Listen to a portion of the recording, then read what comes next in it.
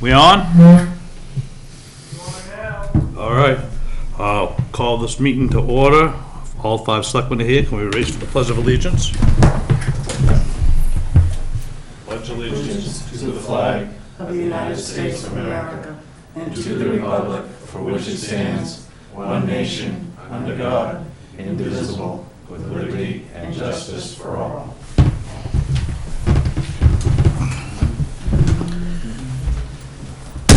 Okay, next is election of the chair and the vice chair. I'll take a motion on the chair first. And the answer is no, if anybody was thinking about, I don't want the chair's position. I'm not saying anybody was thinking that, but if you was, I was kind of wondering if you were interested. no, I'm not interested in the chair's position, so. Definitely wondering if you were interested. Well, what do we do now? I'm not in. Well, Kevin, you want to do it?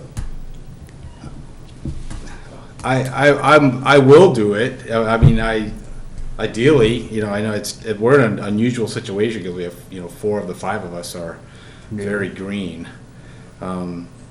I would do it, especially if, Mark continue as vice chair at least. I'll do that. I'll make that motion. I'll nominate Kevin for chair and Mark for vice chair. Second that. Any more discussion? No more nominations? Call the nominations ceased. All those in favor? It's a vote. That's how I'm gonna do it. There you go, Kevin. All right. Hey, I will need much guidance on procedure, I'm sure. So at this point, other than Mark, we're all winging it. We all kind of got some of the same oh, you got the agenda. stuff, so I you do just get deal to run with the trustee meeting, so meetings every month. you have at it. They're similar, so All right, good. I'll help you out. All right. Are there any amendments to the agenda? Yes, I would like to ask for an executive session to go over the codes. Okay. So add that to the end. Agree. So that will be 10A, or whatever you want to call it, I guess. Okay. Any other amendments to the agenda? Nope. Okay. I don't see any public here for public comment. No. Jill, you got anything to say? Truffles. Nope. Truffles. You've got plenty. Okay. So, all right. Consent agenda. Is there a motion there? I'll make a motion, we accept the consent agenda as presented. I'll second that. All in favor? I'll abstain since I wasn't on the board for the meetings and the warrants and so forth, so. All right. Get away with that next time. I know. Action items, public information technician job description. Ruth, you have a update on that? She sent around a, I did send around a sheet that gives all the, I'm having some computer issues, that showed the updates. It's a clean version with all the updates put in there. I don't know if you guys want to take a quick look through it. yeah, I was mainly looking at, I thought, the one thing they did that I liked on the new job description, and you added it, which was good, is the whole desirable knowledge, skills, and abilities like proficiency with social media platforms and stuff like that. I thought that was good.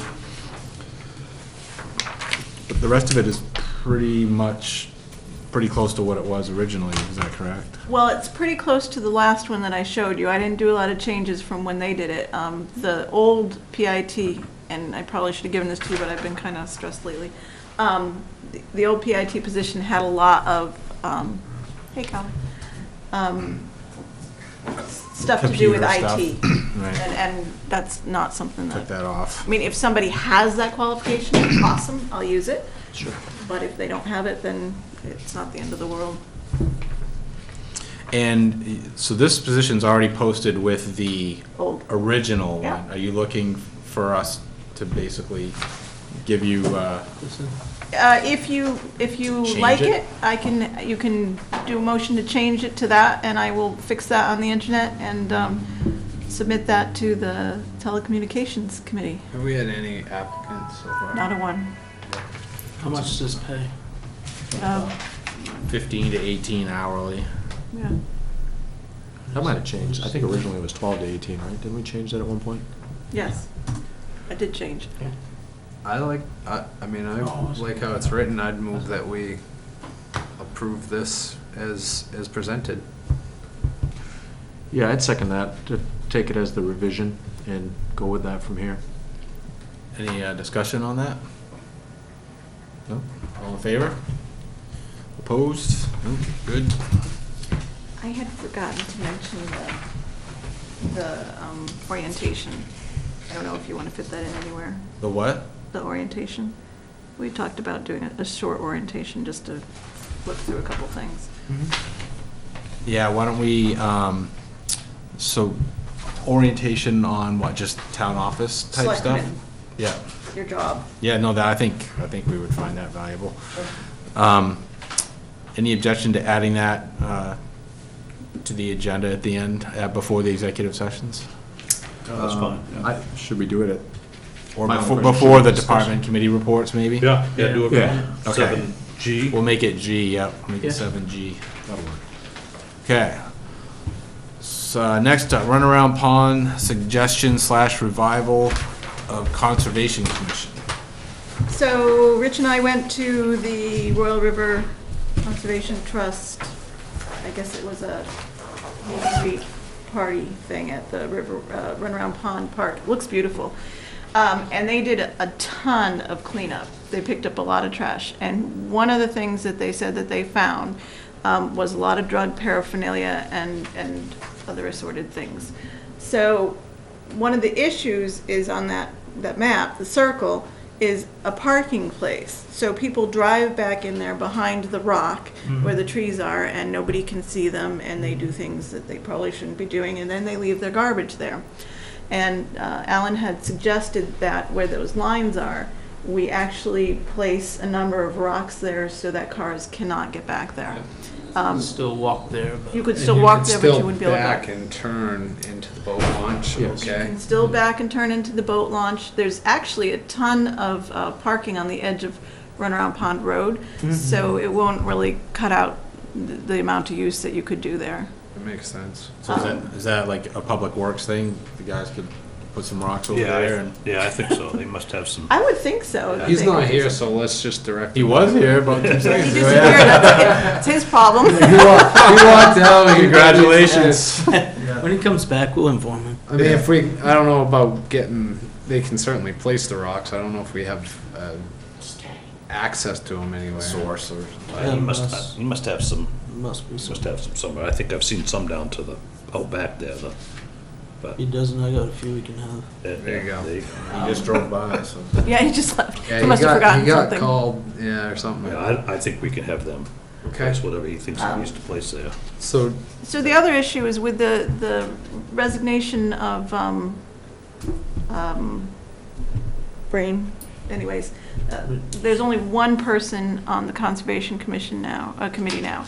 And the Conservation Committee basically is not active. The reason it's still in existence is because the town funnels money to go to the 4-H club for the people at the school through it.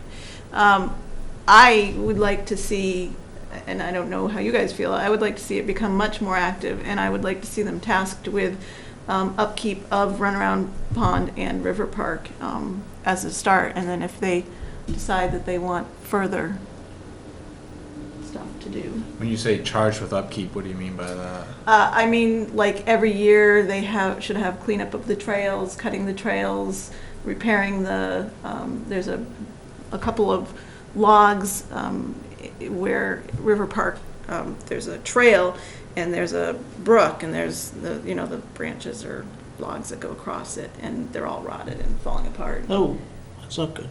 No, and that trail's a somebody big mess. falling. I mean, somebody really needs to go and clean up the trail and mark it and make sure that the boats can get down to the boat launch, the canoes. Somebody fell in the boat. So is that? I mean, from us, it just means that we have to allow them to do it.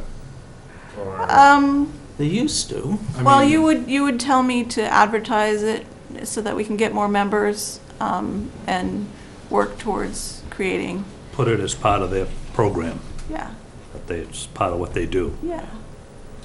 Sounds good to me. If you can find the volunteers. There is always that, yes. That's the challenge. What happened to the Conservation Commission? Was it when John died? No, well, I don't, I know that it was moving around from place to place and not all the members were getting invited because they didn't all agree on his outlook. So sometimes, I think with that happening, we moved from house to house, got changed a little bit. A couple of members mentioned that to me and they weren't getting calls, so I think it petered down. I don't think it's gone, but there isn't much happening with it. Do we have any documentation on, like what the committee is supposed to do, or its mission statement, or anything like that? Not that I know of. Yeah, that may have. Kind of started from scratch. For a long time, they There were was 7 or 8 working, members at one time. they were working on the river park. There was Yeah. a grant for the river park in that building, and then the barn, I guess, had to come down. And then there's a couple of picnic tables up there. Yeah, Well, is there that was 7 or 8 members once, so they may still be out there, they just never have gotten together, so maybe we could put that up on the Yeah, they internet. worked pretty strong at one time.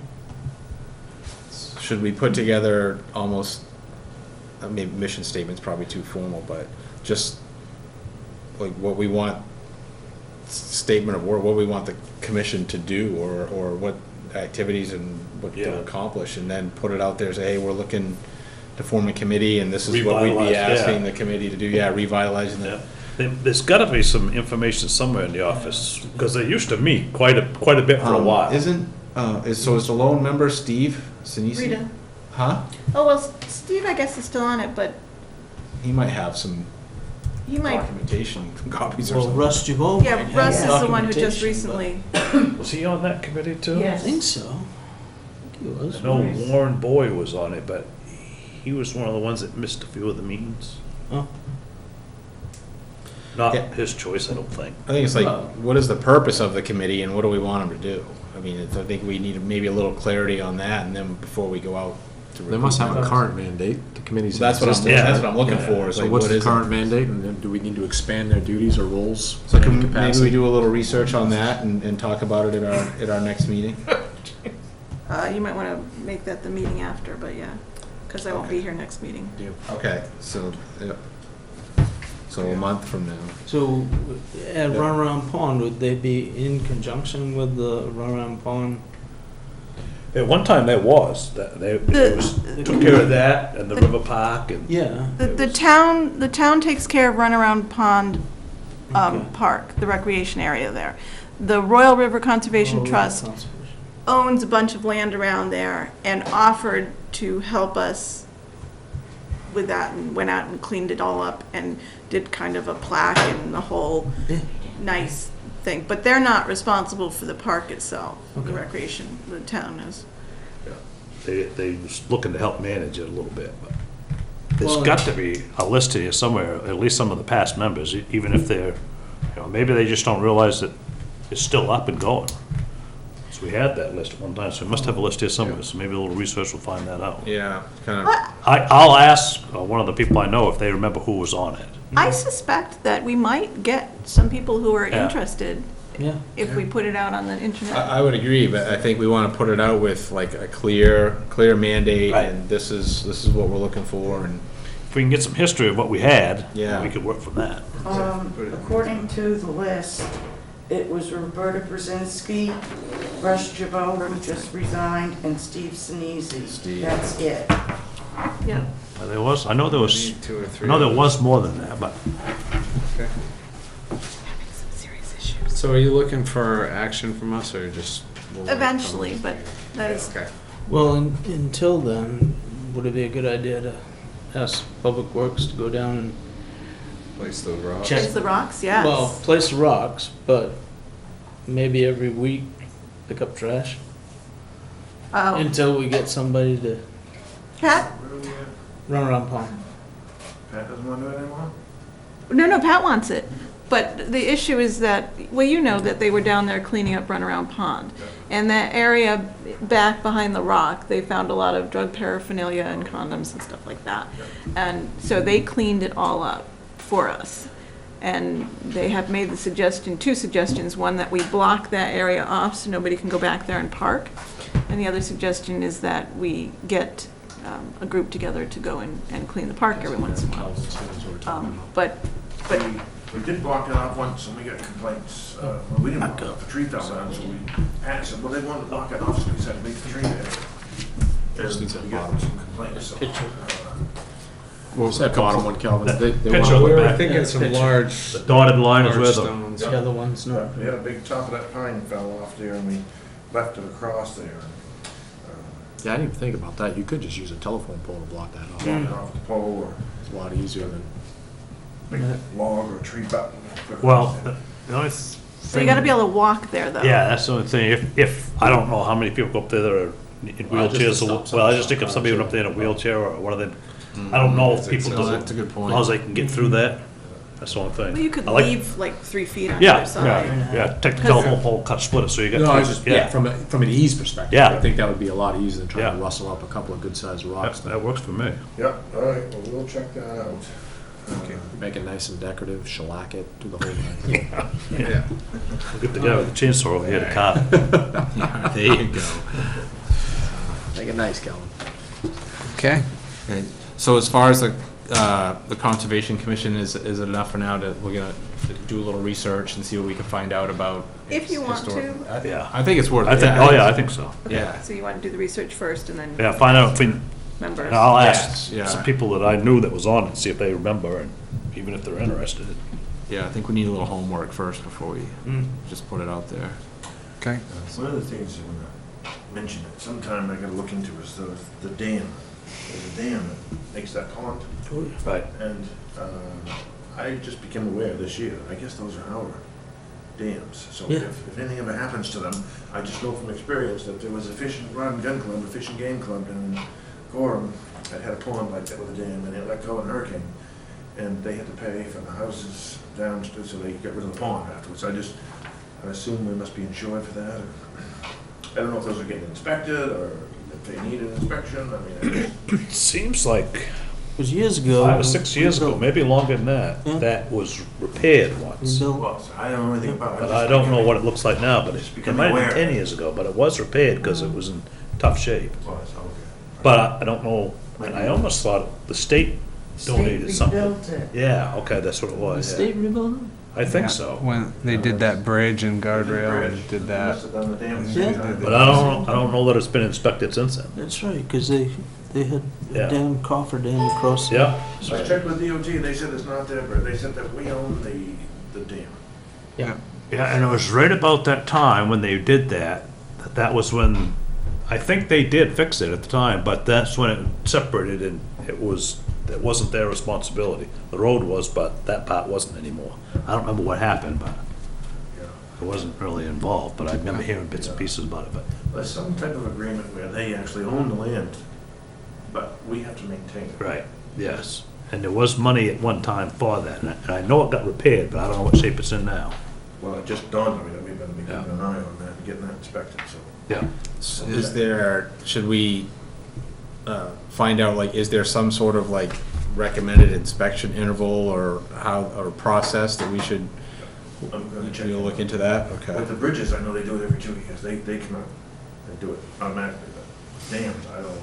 Yeah. That's a new one. And there may be somebody from the state that would come and look at that, I don't know, but yeah. So I don't know, there's gotta be a certain criteria for different sized dams, so. Yeah. Yeah, if that dam ever let go, that whole pond, and millions of gallons of water would be going Yeah. down, there would be a hole that Oh, you read about. Big old mess. Yeah. So, okay. Okay, next on the agenda, commitment information / insert. Yeah. Yeah. I have been going round and round and round for the last couple of days with different people, talking to everybody, and everybody tells me the same thing, that we should not commit taxes until We know. except for MMA. MMA Legal thinks that perhaps we can commit taxes because what they're doing in the legislature doesn't affect this year because April 1st is passed. Now, I don't think that's entirely true, but it's possible that they can't change it from the 20,000 to 15,000, which is what I was concerned with, changing the homestead exemption, moving it down.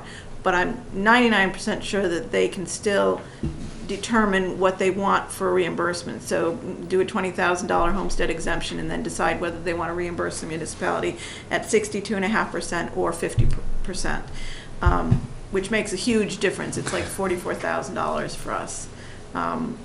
So, and once you commit taxes, you can't come back and say, no, I need more taxes. So when do we think we're gonna have an answer on this? By Friday? Well, no, because if the legislature does manage to get a budget through by Friday, Governor LePage has said that he will not sign it unless it's the Republicans' version, which is unlikely to go through the legislature as is. So that would mean that he would, if he does what he says he's going to do, hold on to the budget package for 10 days and then veto it. So you're looking at July 10th at the very beginning, very first part where it goes back to the legislature and then they have to override the veto. So unfortunately, this is extremely stressful for me because I'm flying away on July 8th and will not be back until July 23rd. And when do we have to commit taxes? We were supposed to commit taxes last week. Last week, yeah. What's We- the drop deadline of the commitment? Like, when's, hey, you gotta commit by X? There is no drop dead Okay. commitment date. The issue is that we're running out of money. Pushes us Quickly. deeper into the budget year without any. We will not be able to afford the next school payment as things stand now. So there's a couple of things that we can do. I have a call into our banker to see if they'll front us a line of credit in case we do have these issues and we can't. I mean, we could go out for tan. It's short notice, but I think we could probably get it done fast enough. And then, I mean, since it's emergency, we might not even have to go out as far as bid. You know, we might be able to just go with Androscoggin Bank, who is our bank. The other option is 1 year. You guys had this issue, and I guess the treasurer sent out notices to people or put it out there that we were running out of cash and could you please come and pay your taxes? And a lot of people did. So, But you don't know what they're gonna be yet. well, they could pay the amount of, well, the only issue is if they pay the amount to last year, and we keep the tax rate the same, but they do raise it to the 20,000, they'd be overpaying their taxes. But if they underpay their taxes, then they would just owe a little extra. It creates a bit of a conundrum, because then how do you make sure that everybody knows that they owe a little extra so that we don't run into the issue of next year we'll have, 500 lien notices going out at $200 a piece because somebody came in and paid last year's taxes for whatever Is reason. the school the only concern for these funds? I think that I could make it through July Okay. if I didn't have the school payment. And are we the only, I'm assuming Pownell or Freeport also has this school payment. Are we the only? Well, they're on fiscal years, though. Right. That's So the they've already difference. made- I mean, I mean, the kids aren't in school right now, but what's the ramifications if we're 30 days late to the school? I mean, they gotta understand we didn't cause this issue. Well, that's a good question, and I've kind of been floating that. And legally, there could be ramifications, but there wouldn't be right away because they would have to do statutory ramifications. So, conceivably, I could call up, the RSU 5 and say, hey, look, can we be like 10 days late? And conceivably, they might say, I think okay. It's worth a 5-minute phone But we call. haven't had any of those conversations yet. No, I was Well, afraid to what's have phone that call? conversation. Yeah, I just don't, I think, it's not like we're gonna be late because we're doing, I mean, this is, some voodoo math or something. This is a state issue that we're just not getting funding on, which I'm pretty sure they're aware of. If we just make that contact and get some communication and some dialogue going with them, I can't see how they wouldn't be like, yeah, if it's only gonna be another 10 days, we understand. Well, there was one time where they didn't receive it and it'd only been 2 days and it was going, it just was 2 days different than what they wanted. Yeah. And they made the phone call, they wanted to know where it was. Well, they can ask where it was, that's no problem, but I mean, all I'm getting at is. Well, if there was upfront communication. What would the upfront. interest be on being late? I mean, that's our tan right there. Ours is 7%, so I assume that they wouldn't be able to charge us more than 7% interest, but I can ask Michelle. Yeah, so it's So if like, we yeah, get 10, though, either we're, way, you're paying the 7. that's what I'm saying, just if we Well, hold it and we only we're gonna pay hold it for 3% 30 days, charge us interest. We only paid 3% on the 10? I think we paid Yeah. 325 or Well, then we, something last year. you know, for lack of better words, we give the RSU a little juice and we all move on. I mean, they're just gonna have to wait a little bit. You know, yeah. What else can we do? Well, if you had, I wonder if it's a multi-prong, like if you have a conversation with the school and say, look, this is the scenario, you know, because we're not actually waiting on state money, we're waiting on a state decision so that we can send the bill Right. for taxes, Right. right? So it's not like we're waiting for a check from the state. So we can choose to send the bills when we want, we just, how much risk do we want to take that the Right. bills will be wrong? Right. Right? So if we talk to the school and get a little bit of a, you know, grace period, if you will, from them, understanding, and in the meantime, also put the TAN into motion. Yep.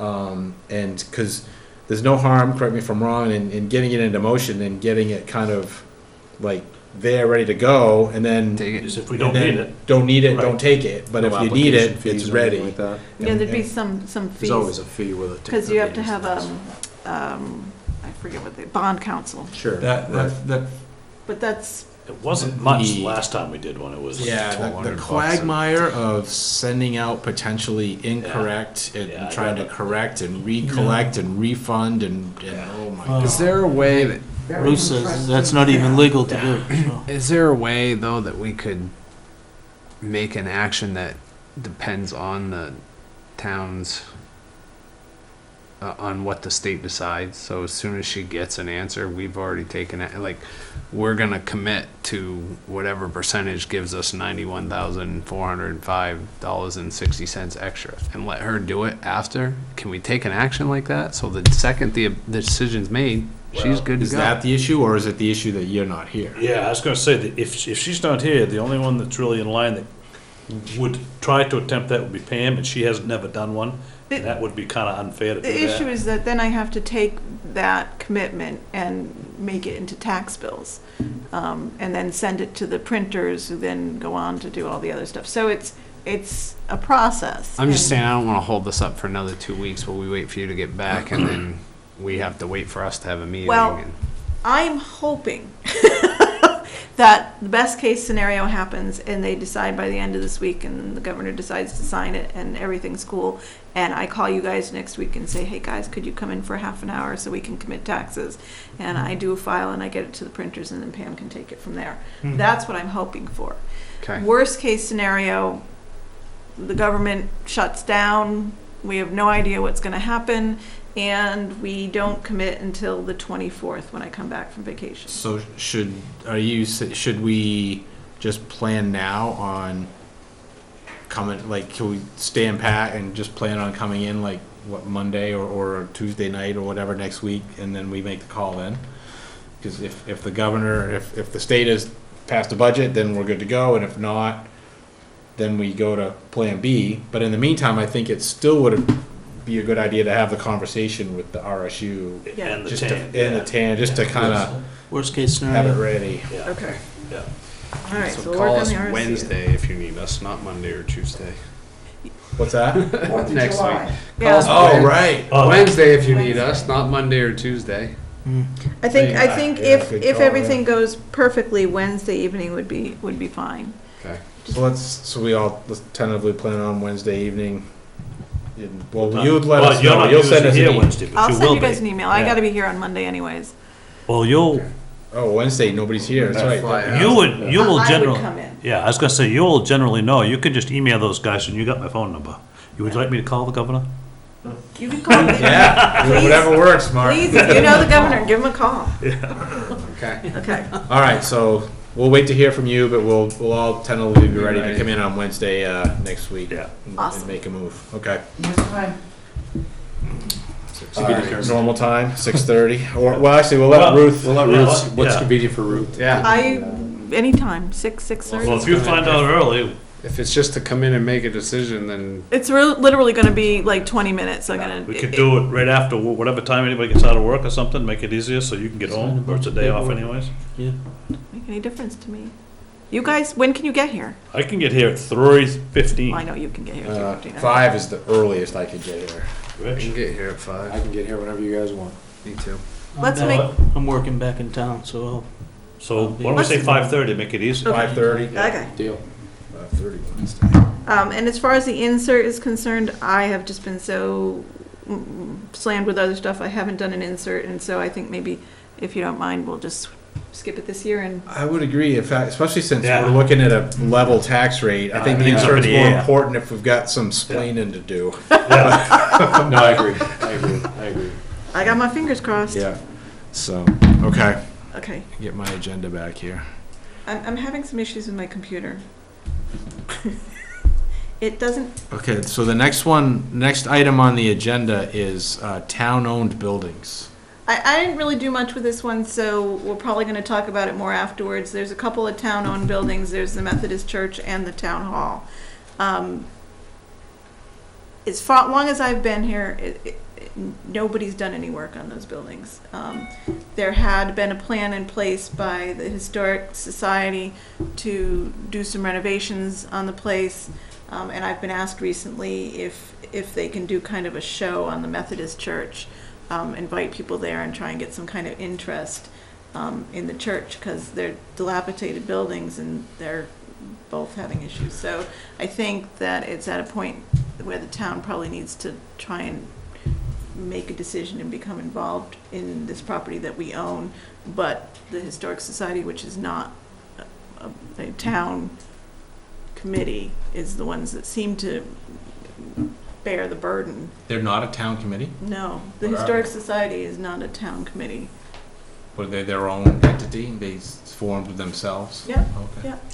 Now, you're talking about the The old old town hall, And the, which actually was painted probably, what, 20 years ago? And the bell part was redone probably, 2025. yeah. but I've been driving by that place for Yeah, it hasn't had a lot done for a year, while. and there's been like paper over the window. Yeah. And because I assume because one of the panes of window is broken, For some reason, and What nobody's resides in the town hall now? Anything? a lot of old historic. Yeah, So it's it's just- kind of like a little bit It's like a storage closet. is Yeah, what it is. well, they actually open up so people can go in and look Okay. around and stuff like that. There's an alarm If you system. ever want all to that. go and you have time, let me know. I can take you over there. It's beautiful. Yeah, we ought to probably see. if Let's we can check it out. At least get the window fixed. Yeah, we should probably, Let's- something I to don't know go how look we at. can, yeah, I think. And I would like to. Town owns it. I've never been to the Methodist church either, so maybe that's a good I've never building. been inside of it.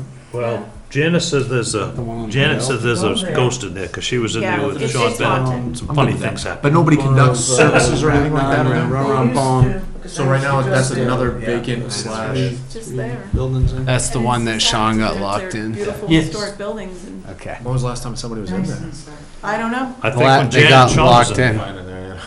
The door mysteriously shut and locked them in, and Yeah, and they couldn't unlock it from the and they inside. couldn't get out. You Yeah. figure I it's think in they went out a the- window. Which is probably nobody's. That why was nobody's that was in the paper. Yeah, there It's was an in the article in lot of the Stephen Tri-Town King about it, too, stories. Should we schedule that sometime around, Next to you know, Stephen late King. October? Yeah, right. It sounds like a good place. We could raise some money. We'll have the kids trick or treat. Let's plan a field trip. Oh, I'm telling you. If we set it up right, it would Yeah, I be think, popular. let's go look at the buildings and make a I think- determination off of that. I think Paul might have gone in that building once for some reason. He may have. I don't know. Right, that's about it. Calvin, you been in there? And then shortly after that, he left. You've been in it? Oh, Calvin, what's your take on the buildings? It's starting to fall apart rapidly. Yeah. The ceilings are starting to just with no heat. Yeah. Plaster's starting to break, Yeah. stuff's starting to fall off the ceilings. And I think this one's probably in the same boat over here. I did look at the old schoolhouse up on Bowie Hill Road, Yeah. and it's a shame, Mm-hmm. really a shame, that 20 years ago, 15 years ago, some money wasn't put into that building, the little one-room schoolhouse, Yeah. because it's just, the structures still seem to be okay on the inside, the floor is gone, the second floor is falling into the first floor. Had 15 years ago. Right now, it's a dangerous building that needs to be removed, needs to be taken down, beyond repair, I mean, unfortunately. I don't. The town doesn't own that, though. I don't think. Oh. I think Do that we? belongs on private property now, yeah. Oh, it is? Yeah, I think that's Guess the we don't have to worry case. about that one. Trespass there, buddy. Check it out. Don't knock it down. No, it was, That'd be something. Over there We tomorrow. could build a new one. I know someone who probably knows who the owner is of that. I think they're out of state. I think they're in Massachusetts. I mean, typically, it's a building like that, you would send them a letter under the dangerous building and under the statute, it should be, it should commit. But before these other two get in that boat, we ought to look at, seeing what can be done. I bet it was 30 years ago, my father and I went over to look at rehabbing it Yeah. for the people that own it. Yeah. and Do it from away. Yeah. 30 years ago. Yeah. Oh, yeah. Is it possible we could get whoever's on that committee to maybe meet us as a group and Calvin, and we take a quick tour of these and make some type of decision? Yeah, because I mean, Rita's the chair, so I will contact her. Yep. and we'll go from there, because ultimately the town will have to decide what they, When do they how meet? much they want to invest, if any, in that. I given- don't know when they meet exactly. Makes From what I sense to me. understand, it's become a little bit more rejuvenated. I guess it was kind of Sell lagging them for a while, but and fix they've up the gotten some new historical members one. and some All more the others interest in Pay for it. in the society. In the Historic Society? Historic Society, yeah, But you know me. Okay. which is kind of cool. Okay. Dozer? Yeah, touchy You spot. want a dozer renovation? Is that what you want? It'd be a good time. Okay. Okay, let's move on. Preliminary bond information. I need help before we move on. Good. I can't make my PowerPoint come up, and I don't know why. It's probably showing up. Which one on? I think it's showing up somewhere else. Yes. Yes, that's my suspicion, but I can't figure out how to fix that. So there's usually Methodist Church. You can make money on the Methodist Church, Oh, yeah, oh, yeah. should be probably especially around Halloween. Oh, yeah. If it was rejuvenated enough so people could go in there, Yeah. we'd have Stephen King fans over there. Oh, yeah. Droves. Yeah. If you- Which if church you- is the Methodist church? It's over on around Pond. Around corner, Yeah. what is it, 3 houses? in Oh, there? yeah, Three yeah. buildings Yeah. in? Yeah. Okay, I know where you are, just off Route 9. Yeah. Yeah, Just- yeah, just okay. before the- Yeah, yeah, yeah. Just before the dirt road path goes straight and it starts to go to Yeah. the left on the curve. Yeah. Right there. Do we mow lawns with and the all that highway. stuff over there? Or? We used, I don't know if, no, I don't know the, This is gonna mess up your. yeah, there is no, there ain't really much resolution actually. here for a little bit. Yeah, and I think the Back property is inside. actually right on the edge of the, Yep. buildings are on the edge of the How to property, make I that big, believe. though? Yeah. Oh, right I here. think- Probably one of those abutting houses used to be a parsonage or something. Yep. Could be, Yeah, yeah. where Stephen lived. The Stephen little King. one beside it. Then he probably had some. Oh, parking when wait, he it got went built. into presentation mode? I think the property that goes with that church now is pretty You much, gotta turn that, what'd I do? you gotta can turn walk around it, I think presentation that's mode about all off, there right? is. Which, What I There read. we funny, you know, you go. drive That around, looks you see like it's supposed to look. Things you just don't even. Yeah. They used to hold services there. Down in the lower, in the Been a red while. bar. get rid of that How presenter long have we view owned and then you can get it all from there. Okay, except for that's not the right thing. Well, Well, anyway. But It'll yeah, work now. thank you. So the next thing on the agenda is preliminary bond information. All right, so there was some interest in learning about road bonds. And you had come up with a couple of questions, Kevin. And so I had put together, Is that thing crooked or is it me? it's crooked. Sorry about that, guys. That's all right. All Show right. my eyes ain't Well, crooked. it's not when you like this. So it will drain well. All right, hold on. That's right. No, not protected view. I'll get better at this. I'm not good at this yet. That's okay. Doing fine. Okay, so financial considerations of borrowing money to fix roads. So according to the state, these are our borrowing limits. State statutes say that we cannot borrow more than 7.5% of the last full state valuation, and that does not include any monies that's borrowed for school purposes. So in 2016, our state valuation was $348,974,990, and 7.5% of that is over $26 million. So we can borrow up to $26 million. Well, do we want to? that's the next question. I think the answer to that is no. So here's the amount of debt that we are carrying as of 12/31, and this is an audited amount. So if you look at the bottom, the total debt less school projects, I took the school projects out because we don't have to take those into consideration. And those actually are included in our school money, the money that we give the school, they pay that, so we don't, It doesn't even show up in. yeah, it doesn't even show up. But in it our comes out of tax revenue, it's not, doesn't come out of state school Right. funds. Right. Right, Just doesn't Right. go against our bonding. yeah, limit. okay. Right. So we have a little over $3 million worth of debt right now. So according to the state, we can still legally borrow $23 million. Of course, we need to be able to pay it back You too. want to? No. So there's different options we can do for borrowing. We're somewhat limited. We could issue an offering statement, so issue our own bonds. You'd have to get a financial advisor. There's some transaction costs that are associated with that. I'd have to do more work. You could get a lower interest rate, but you have more added costs. The other option is you issue an RFP, and that's what we've done previously for TANs to local banks, and we would get between 3.5 to maybe 3.57% interest. The last road bond we did through the Maine Municipal Bond Bank. The average rate is 1.47% that we got for this bond over 7 years. It varies from year to year, but that's the average rate of the 7 years. I don't think you can do much better than that. Oh, We got 1%. Totally all free You got 1%? Did you? 1% for 20 years, How much did you borrow? 22 million. Oh, well, okay. I get that. that all? Yeah. Jeez.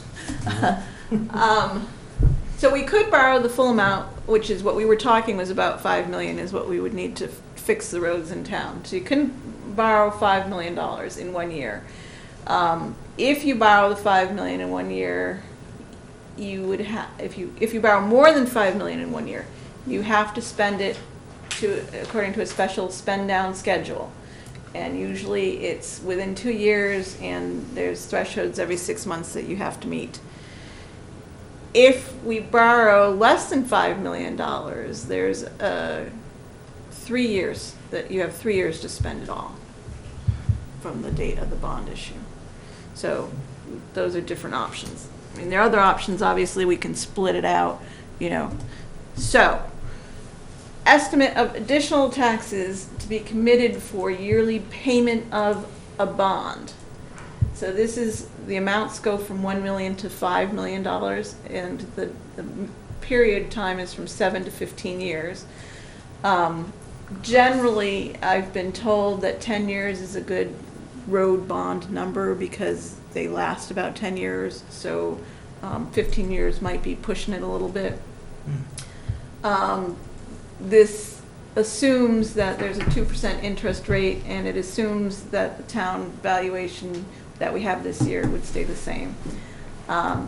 We don't use any capital funds to help pay back these bonds. And each of these dollar amounts is additional taxes per $100,000 of property valuation. So if, say, for instance, we borrowed $5 million for 10 years, and you have a house that's worth $200,000, you're looking at about $320 extra. For 10 years.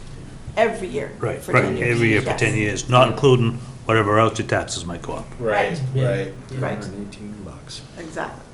Yeah. And what other bonds we're gonna do? Right. Well, we'll get there in a second. These are the total cost of interest over the life of the bond, and obviously it varies depending on how long, the shorter the period, the less interest you're paying, but of course, the higher the payment is. And so that gives you an idea of what you'd be paying out in interest. So on a $5 million bond, you're looking between $362,000 to $791,000 of interest. That's at 2%, not 1.42, right? That's at Right. 2%, yes. Right, so- it is possible, you gotta make certain assumptions, and my assumption is that the interest rate's actually gonna go up a little bit. Yep. So, this is a little small, but what I did is I took the years and I spread them out. So there's the building bond, which we have now, which was a 15-year bond. and it goes out to 2029. There's the equipment bond that we have for Public Works. That was a 10-year bond that goes out to 2024.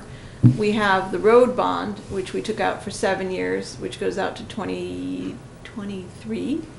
And then I did a couple of assumptions. The 2018 road bond, I assumed that we would take out a bond in 2018 for $2 million. And that $2 million bond would be at 2%, and we would have to start paying it back in 2019, and that would be over 12 years. And then, and of course, we can always change whatever assumptions we want to do. And then I assumed that in 2020, we would take out another road bond for $2 million and hopefully be able to finish most of the roads. And if we take it out in 2020, the payments wouldn't start being due until 2021. So it shows a total payments per year from 2018 all the way through 2030. Can I ask what you, I think you said there's $5 million worth of work, but you've got $2 million bonds. Well, my thought was that we might be able to pick up some extra money from our paving projects, or maybe, no. What do you, I don't understand. What do you mean pick up extra money from? Well, every year we budget, this year we budgeted, what, $385,000 Which was for paving? 100,000 less than, all the formulas tell you that you need an overlay project every 10 years. So I've got 47 miles of road, and I need $470,000. I agree with Calvin, But we're still not up there. We've come a long way. We've come from 100,000 up to 300,000. So if you do another $500,000, you're probably looking, I'm doing my math, which is not always. Well, actually, that money he's talking about is basic. Preventive maintenance. Right. the maintenance Maintenance, budget. yeah. You don't want to touch that, put that in the construction. I don't know, I was kind of hoping that Calvin could make it cheaper. That's how we got to where we're at now. Yeah, exactly. And at some point, we talked about having Paul First come in and talk to us about a capital improvement plan committee and how that works. And I've talked to him a little bit about it, but one of the things he definitely called out is that, you know, your road maintenance and your road rebuild budgets really need to stay separate, and you don't compromise one for the other. Because if you start compromising your maintenance, they're right back there again. Yeah, right back. Fast. Well, If we can get the roads done and then put them on a capital improvement plan and start putting that money in every year for road construction, not taking away from your maintenance, you'll never get in the position we're in now again. So where'd the 5 million number come from, though? Well, we got 12 miles of road currently in the rebuild category. Using $100 a foot, you're at 6.3 million. Oh, now we're at 6. 6.3. Wait, so wait a second here. But I think we can do it for less than that. I mean, we just spent 60-something a foot on the last one we did, but that was us doing a good part of the work. But if we were to go do it all at once, we wouldn't be able to do that. Right, that was my other say. If we borrowed, we'll say 5 million, and you had to have it spent within 2 years like that was showing, is that even possible with the amount of work that's done? Because you're probably not gonna get one contractor that's gonna come in and do it. You're gonna have 2 or 3 or 4, if you're lucky. They'd do it. Yeah, you'd get it. You can Put get out a it. bid, you'd get it. Yeah, that's, in fact, I've had folks suggest to me just that, you know, if you have a big enough project, put the whole thing out. Yeah. And have like a single contractor, and you might get a better price because it's such a big chunk of work and they can count on it, especially if it spans a couple, 3 seasons. I mean, I don't know, you would know more about that than I do. Yeah. If they knew the year before, yeah. So, and in the reconstruct, I mean, how did you grade the roads? I mean, do you use the RSMS from the state, or did you just ride them, or? Look at them, So stuff that's beyond shims and overlays, they gotta be ground up. And ditching and everything else is part of that. I mean, I don't doubt it. I think it could be 8 million. You know, it's, Pick the budget number of $100 a foot. yeah. Is there a way to get to have, not get official bids, I guess, yet, but to have somebody, you know, go through and do a survey of the roads and come back to us with what they think, you know, the miles might cost, or? Yep. I've kind of done that, come up with the going rate is around $100 a foot, but you know, we just did these here for 60, what was it, final number, 65 or But that was with you doing the ditching though, right? And you wouldn't be able to do all the ditching. With a project of this magnitude, probably. No, because you would be able to stay ahead of it fast enough. Right, right. Either with them doing the ditch or not doing the ditch, we're still paying for the ditch. Right, Yeah. yeah. Right. You'd still, So- yeah, it's something of this magnitude, Six and 1.5 dozen of the Yeah, other, you'd- when it comes to the money. you'd probably want it all done at once, but, Probably be more efficient, and that way we can have more accountability if we all have it done at once with one particular contractor, rather than our guys doing one thing, them doing another thing. One of the things though is you're not gonna see, even if it's 5 or 8 million, there's 12 miles of road, and like we talked about, it's difficult to get 12 miles done in a year. oh, yeah. So one of the options is like, let's pick 3 or 4 good miles, let's bond that, let's do it, and then see what the reaction is to that, and was it worth it, and what were those numbers before, rather than just doing all 5 million. I mean, every town, any town in Maine has a few $1 million worth of road repairs that they need to do right now. So to bring them all up to snuff, it's not even really, the Yeah. public doesn't even expect it. I don't think I don't think anybody's talking about a 1-year thing. What I Right. did wonder about though was saying, okay, you know, because on that, if we wanted to do it in 2 years, and what do we say, 8 miles or something, like that, so 4 miles a year. If we wanted to have an aggressive, like, 2-year schedule, this is how much it would cost, this is the bond, this is what it would be, and then, or if we wanted to spread it over 3 years and financed it 7 years, financed it 10 years, and then have like some public hearings about it and see what people had an appetite for. Because if we prioritize, there's gonna be some people on roads that really need to be rebuilt like yesterday, that are still gonna be 3 or 4 years away from getting their road. And maybe they like, yeah, well, we'll just, that's just the way it's gonna be, but is there an appetite out there for a more aggressive schedule? Kevin, what'd you say the lifespan of a road was, 10 years? Well, I disagree with that number. Okay. A lot of people give you that number, but in my opinion, the 10-year cycle is for preventive maintenance, that's for shims and overlays. If you build that road now, 10 years from now, you won't have to rebuild it. You're gonna have to do something, you're gonna have to put an inch and a half overlay or something on it, so that number is considerably less, So, just. But that's where I got that, the $400 and something thousand a year number from, is just for shims and overlays, maintenance, preventive maintenance, just to keep them from getting where they are now. So, on a complete rebuild, Calvin, just a complete rebuild, your best hypothesis, how long do we get out of that road? I'm saying 30. 30 years. Assuming you do But you're 10-year gonna- maintenance. but you're Assuming the gonna- 10-year maintenance You're plan. gonna resurface it twice Keep it in maintained. that time. Yeah. Right. Keep it maintained. One more. So. Keep it But that ditched. number's already fixed. The maintenance, if the roads were all done, was already fixed at 400, that number, I Yeah. have in that chart, 400 something a year is what you need just to maintain what you have on a 10-year cycle. So, that number is not gonna change. That, we can ignore that number and go, oh, we would do what we were doing before and just throw 100,000 at it, and then you just, it's a compound problem. You end up with roads like you have now that. How do you get to it, I guess, I defer to you, Rob, or any of you, I guess, but how do you get to it so it's not a revolving, so we're not a revolving town in constant flux with debt service? Or is that just the commonality of these towns, that the debt is debt, we're just gonna have debt forever?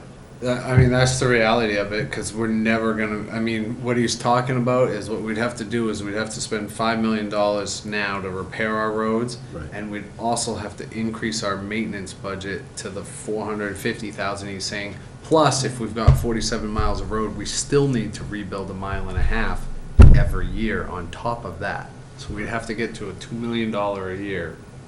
This, or what's a mile and a half? And this- Yeah. right, so the idea was. $1.25 million for road maintenance and reconstruction And every year. how do we sit per capita in terms of miles of road?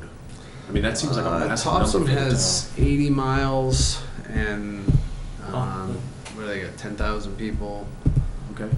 Oh, our ratio's a lot worse than that. And Yeah. Brunswick's like 100 miles with 15,000 people, so we're What are we pretty. saying, 50? But we 50? made that decision, 47. but we made the decision to make everyone have 300 feet of road frontage. Well, Yeah, I know. I don't know if that's the everyone's right gotta decision. pay for 300 feet of road frontage now. Well, that was a long time ago. But I think that's what needs to be That's what you addressed going get. forward with these, because unless you somehow increase the dollars coming in, you're just gonna constantly get this. You're never gonna resolve this Decrease problem. that road frontage a little bit, But- and you need to get rid of that backlot thing. That's a horrendous. The reality is, though, is that the public doesn't expect perfect roads Right. everywhere. It's an Not expectation. if you're going down Boy Hill. Well, some, but you know what I'm saying? Yeah, but there's a reality to it. We're willing to accept some roads. It's that conundrum, right? When you pave the dead end road with 8 houses on it, then all of a sudden you got a speeding problem, right? Because now they got a nice road. That's right. And so some people are okay with it, and, you know, we're used to a certain amount, and the reality is we gotta look at all the towns around us and say, we wanna be a little better than that. Do we? I think so. Well, I don't say that to be a smart guy or anything, I just, I mean, are we trying to keep up with the Joneses or exceed the Joneses? I don't know.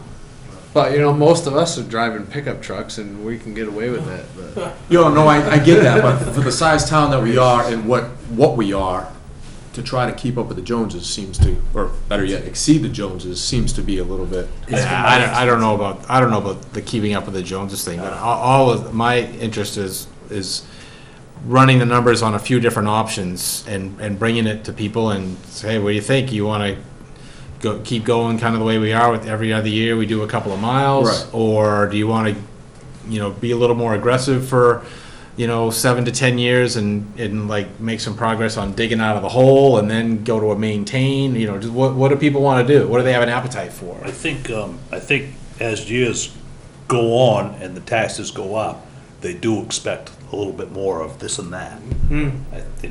Because if your taxes went from 2,000 and you lived here now, and now you're paying 3,500, they're going, well, I think that I'm paying enough, I ought to have a little bit better than that. And so it kind of, as the taxes grow, the wants kind of grow a little bit with it. It's a balance. It's a vicious cycle. It is. I think you guys need to go ride Meadow Road, Old Brunswick No. Road. No, I don't need to. Oh yeah, you're in my neighborhood. Yeah, no, I think we've all driven those roads, I don't think there's any question on that. Haven't been there. There's roads that need I don't repaired. think we have 10 yards, the alternative would be we just start throwing stuff at it, Right. and then are we throwing good money after that? I mean, we have an option of, But Rob, is that do we wanna just start Band-Aiding it and? But is that a reasonable plan? if you do all the roads at To- once, What's a good plan, per se, for a town of this size? I mean, there's gotta be a model out there that we can look at that Well, I says- think we realistically say, all right, let's put a couple million into them, Okay.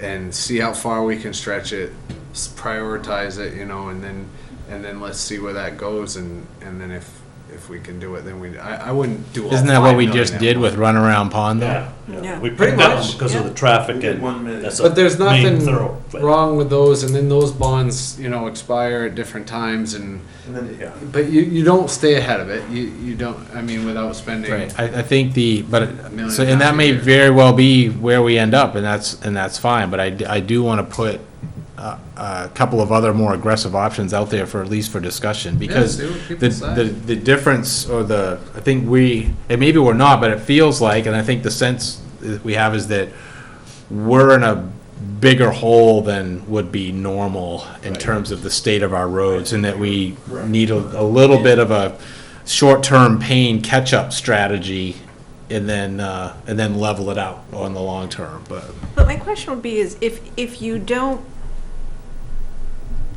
do some 1 year and some the other year or whatever, if you do all your roads at once, then 30 years down the line, you're right back in the same place you are, with all your roads needing to be redone. You can't let your budget down. I mean, we just did this at the sewer district, $22 million bond. Our bond payment's like $1.2 million a year. We've also had to increase our maintenance budget because we have to take care of that new asset.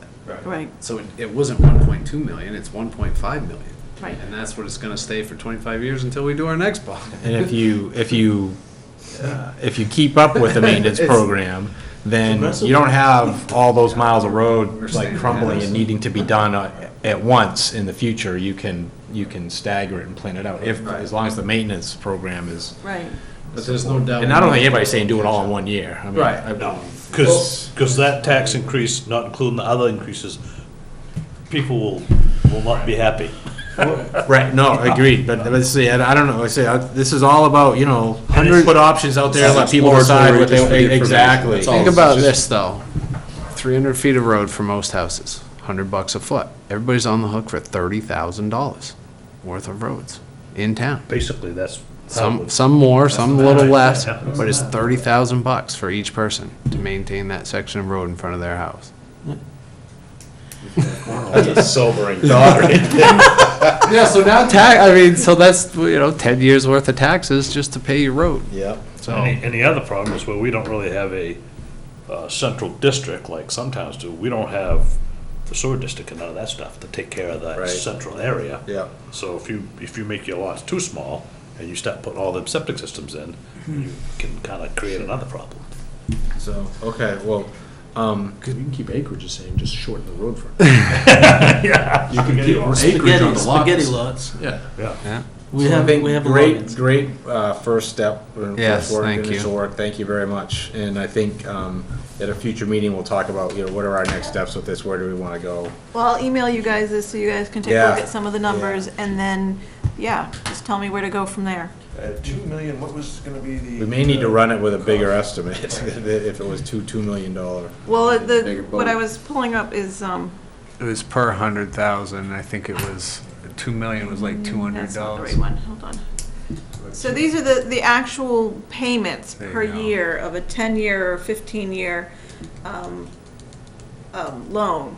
So these are the 1 million to 5 million. So if you're getting down to 5 million, So if we went 2 million, it would be, what would that cost the average taxpayer per year?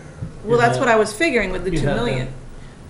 But you can do that with the 5 million too. So if you borrow 5 million for 10 years, you're talking about a $550,000 payment a He year. wants to know per 100,000 evaluation. You had that So it would be slide. right On another down the slide. bottom there, to be $208 on your taxes, no, that's not. No. The that's slide, true. there was a Another slide sheet. that There's you another had sheet. that showed Oh, yeah. That was the the, last slide. all right, Yeah. one above it. Wasn't that one? Yeah, it was.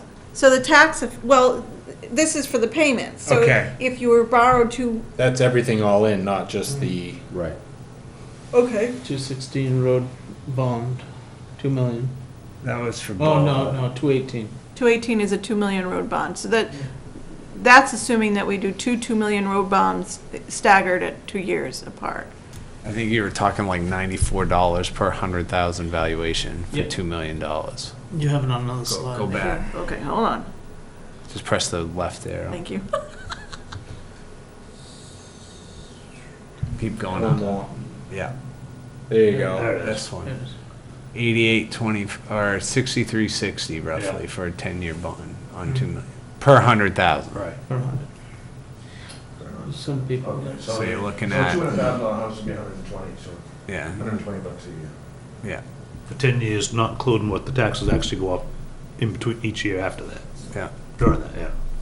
But people Which could- might swallow that if it saves them from one blown tire.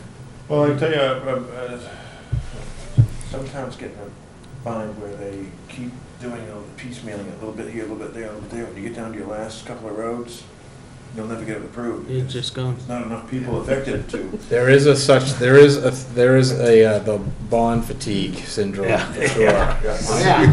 You get down to the bottom, the last 2 or 3 roads, you'll never get them approved because people are like that. Because a majority of the population has had their road paved. Right. You know, Yeah, do it all at once or don't do it, right? Yeah. Calvin, how many Okay. miles is Davis Road and Bowie Hill Road? Davis and Belly Hill, I don't know. Well, the piece that has to be done on Davis Road is 1.8 miles. The piece that Okay. needs to be done. The piece that was already built is exactly 1 mile. So there's 1.8 left. Got another Bowie Hill, 1.8. I think Boy Hill's almost 2 miles, Stackpole to Davis, I think. Can you send Rob your spreadsheet? Because he wasn't, he's, Send it to me. yeah. It'd be Has a town 3.8, what'd that be at?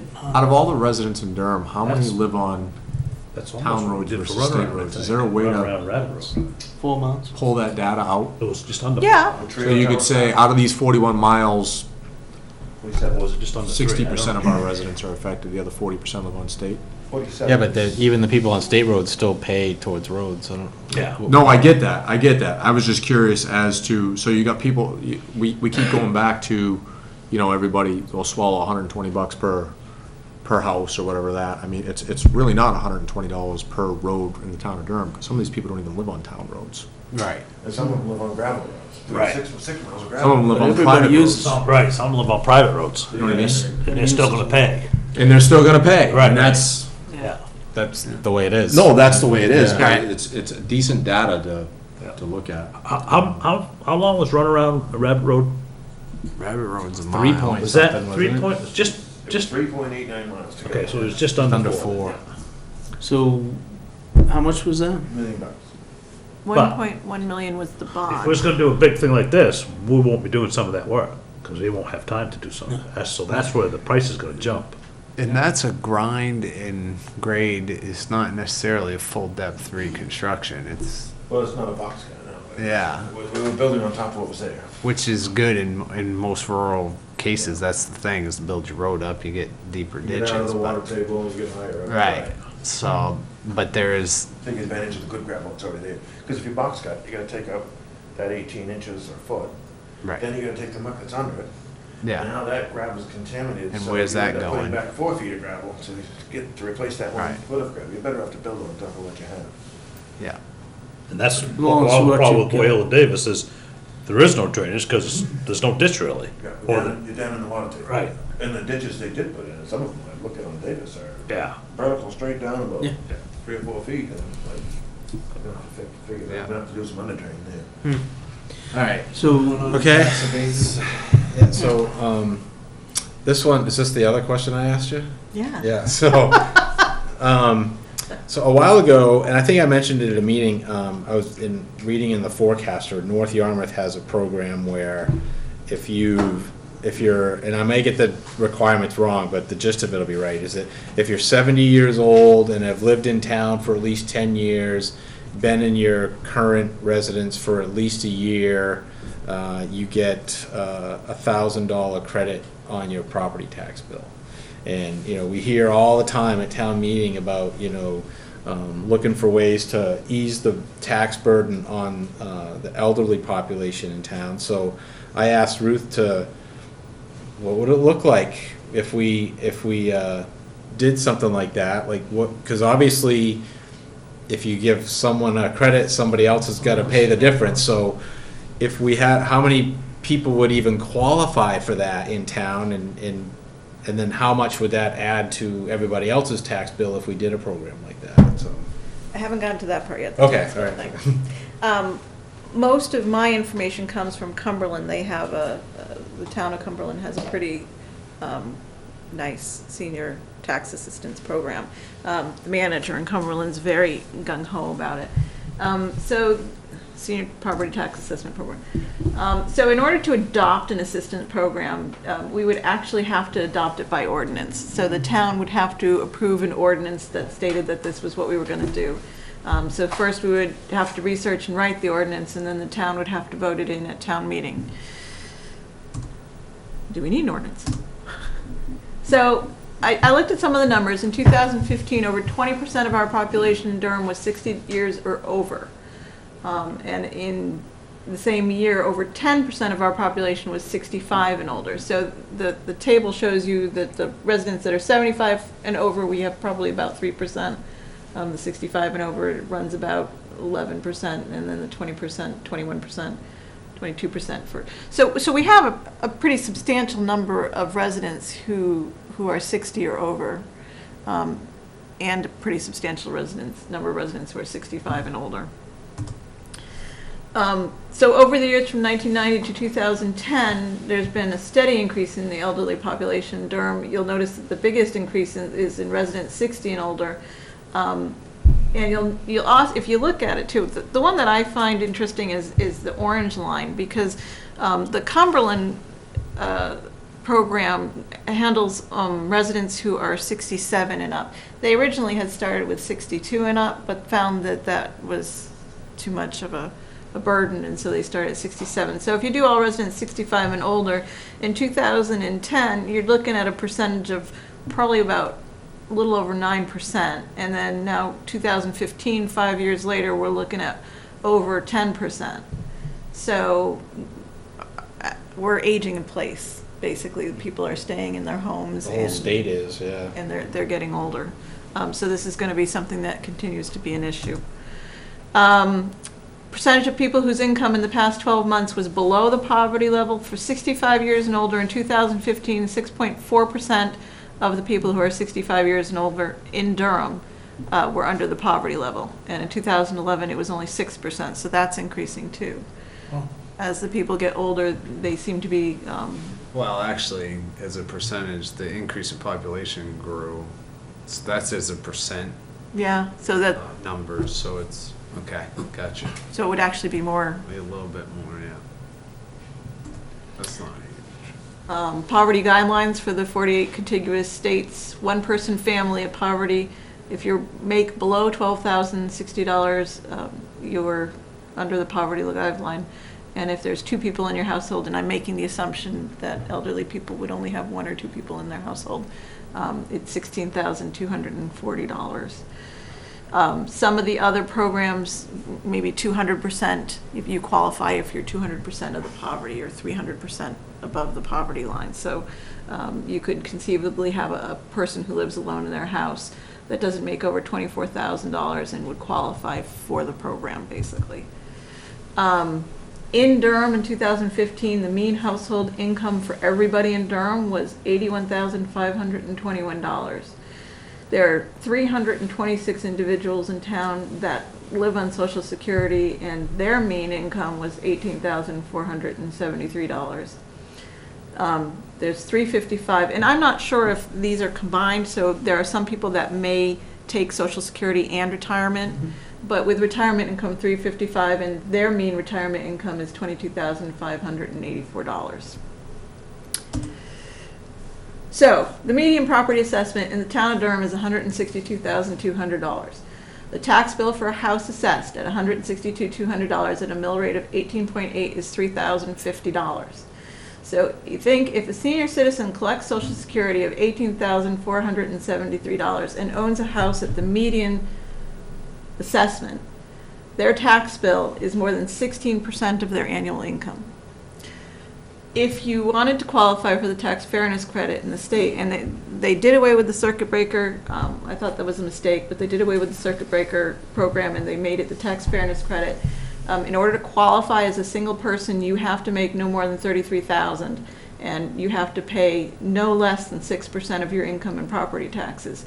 So what that shows you is the fact that this person who's making $18,000 pays 16% of their income in property taxes. That's a huge amount. So the state considers 6% the cutoff in the amount that you should be paying in your property taxes. But Ruth, how do you for seniors, for example, yes, they may only make Social Security of $12,000, but you don't know what they're getting for retirement assets or things like that. Well, they would have to qualify. There would be a qualification thing where they would actually have to come in and fill out forms and prove to me that they qualify. So like I do with general assistance, people come in, they have to prove to me, they have to show me pay stubs, they have to show me their bills, they have to show me any bank accounts that they have to tell me about any assets Sure. that they own. Any people that they can get money from. So it would be the same sort of thing. So it wouldn't only be based on Social Security. They'd have to come in and tell me, what their income was for the year, what kind of assets they had available. Yeah, but have we seen in the past where situations have arisen where some of these people don't even necessarily file taxes? How do you vet them type of folks? Well, the Social Security Administration still sends out. What they may, but that doesn't mean that that's their. If they're $3 million in the bank, you're not going to know about it. Well, they're supposed to, it's a legal thing. You have them sign off that this is their only income. And I know that it's possible for people to lie, and it's possible for people to take advantage of. So you've kind of gone down like a poverty income related path. In the program that I was there's really no income component to it at all. It's right. just if you're a certain age and you've been in town a certain amount of time, it may and maybe there would be some sort of a means testing for it. I don't know, like if you were. So you weren't thinking means. You were just thinking like if you're 70 years or older, you can get $1,000 back on your taxes. That was the initial question, because that's how the example I read about in the paper was structured. It's not in. So it don't matter if you make $1,000 a year or Right. $1 million. If you're 70, that's basically. Right. is what And I'm not saying that's right or wrong. I'm just saying that's. That's what you were thinking. But a means tested thing. That's a completely different ball game. Yeah, we have avenues for that. I mean, if they're at a poverty level, they can apply for assistance, correct? We've seen that. They can, but it's a much more narrow, I mean, you really have to prove. I mean, as you guys have seen, because you guys have sat through Right. one of these already, you have to prove that they don't make enough money to pay their taxes. It's a different level. I mean, you have to prove that you cannot at all give to the town. Whereas this would be more of, you have to prove that it's a hardship for you to give to the town. I think, Is it, go ahead. no, it's actually yours, so you go ahead. I was just gonna say, I think the intention was, or maybe I'm wrong, was that we give a credit to try to keep these people from living here year-round, irregardless of income or whatever. If you're 70, you've been living here for 10 years, we're gonna knock $1,000 Yeah, and off I'm not even personally proposing this. It's just, I thought it was because we had actually been, it had come up in the past, and there was a misunderstanding. I think there was a thought on the board at the time that it wasn't even legal to do that type of thing, and it actually turns out that it is, if you do the ordinance and follow the Well, requirements. if you had an ordinance. More of an age-based tax credit, right? Yeah, I mean, I guess I'm just, is there an interest in exploring some sort of tax relief for senior citizens with the or senior residents, or however we want to define it? Well, if you're thinking about as far as just the number of people, so there's roughly 450 people in town that are over 65. So maybe cut that down by 100. So 350 that are over 60. So if you're given $1,000 credit for everybody who's over 70. I would think that'd be a little heavy. I would think 500 would make them, would be a nice gesture towards Even at 500, that's 180 grand, right? Yeah. Yeah, that's what it's saying. Yeah, I think the Something first is to see, how many people would we even be talking about, and so. I had a gentleman come up to me and ask me about taxes, and he said that years ago, no, I don't remember this, that if you paid them, when your tax bill came out, if you paid them by a certain time, you used to get 1% back or something like that. Yep. And I don't Yep. know about that, but that's what they told me. They used to happen here in town, because I asked, actually, there's two people that That would mentioned it to help me. this year. But Can we do that? in doing that, Get some money in the door? you still gotta, somehow you gotta be able to judge what that might be. You gotta because kinda budget somebody's for still that, gonna make the difference somewhere. That's the tough part. Yeah. Because if whatever your taxes are, you get 1% back, that could be $300, could be 500, whatever it is. And if 30, 40 people do that, you gotta make it up somewhere. I kind of like the avenue you went. I don't think, I mean, I don't know if it's worth, I mean, if you have somebody who is wealthy and comes into town and purchases a home worth $350,000 a year, Well, and I don't disagree. I mean, I think it's probably some sort of means testing makes sense, but there's other requirements here too. Remember, like in the model that I laid out, 10-year residence. So it's not like somebody moves in Right. and does this, and you've been in the same house for at least a year. Similar to the homestead exemption. So and whatever other, we put whatever requirements on it we want. As far as age or length of residence. So, but I guess if it's to address what you hear is, on town floor a lot is, these long-term residents that are Moving getting out of town taxed because they- out of right, their homes. So. I guess I well, just those made the people are still assumption. here every year at the meeting, so. Understood. Unless they're on vacation. Right, right. I guess I just made the assumption that they were being taxed out of their home because they couldn't afford the taxes. Right. That was my assumption. I think that's Yeah, a good that's what I assumption. mean. And I don't know if we have any documentation on how often that has actually happened or how much of it is just people talking. But I don't The think other it's thing too you- much of our age population for that age, that demographic's gone up.